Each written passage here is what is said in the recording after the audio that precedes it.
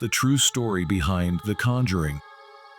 In January 1971, Roger and Carolyn Perron began dreaming of a new life when they moved with their 5 daughters to an old estate in Rhode Island, a small state in the United States. The house, a sprawling 10-bedroom structure, seemed to promise the comfort and happiness that the whole family desired. Located on a farm surrounded by nature, the residence exuded a rustic charm that enchanted the new residents. But this euphoria would soon turn into a terrifying experience. In the early days of January, with the harsh winter wrapped in snow, the family realized that something was wrong. Although the house was spacious and welcoming, a feeling of oppression hung over the rooms. The daughters, especially the youngest, began to report strange sounds at night. Unexplained whispers and moans that seemed to come from the cold walls of the house. Were marked by restlessness, where brief moments of sleep were often interrupted by dark visions. As the weeks passed, the phenomena began to intensify. The beds seemed to have a life of their own, rising from the floor as if to expel those who slept in them. Paintings fell without explanation, while swirls of dust danced in previously peaceful rooms. The small spirits, which initially seemed playful, began to become more aggressive, especially in the girls' room, where jovial laughter became an echo of terror. Guest took over the home, noticed a foul odor emanating from the basement. Curiosity soon turned to fear. The couple decided to investigate the history of the property, and to their horror, discovered that the house was not only old, but a place with a dark past.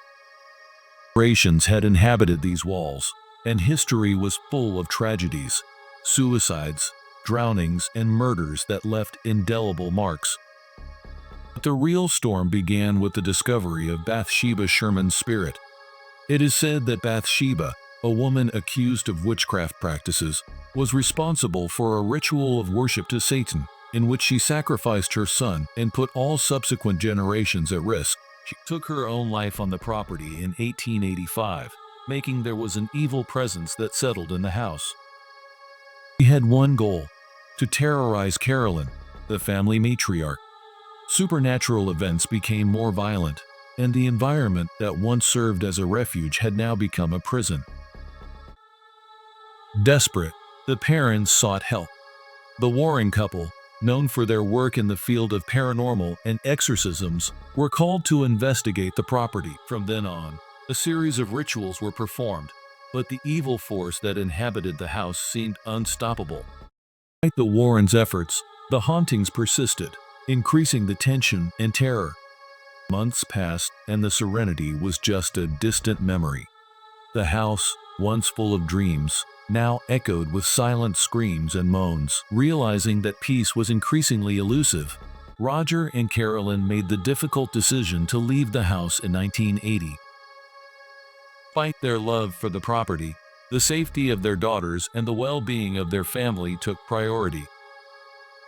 Over time, the memories of their years on the property became a dark chapter in their lives, but the Perron story and the haunting mysteries of that house echo to this day, perpetuating the legend of a place that was the scene of tragedy and resistance against unknown forces.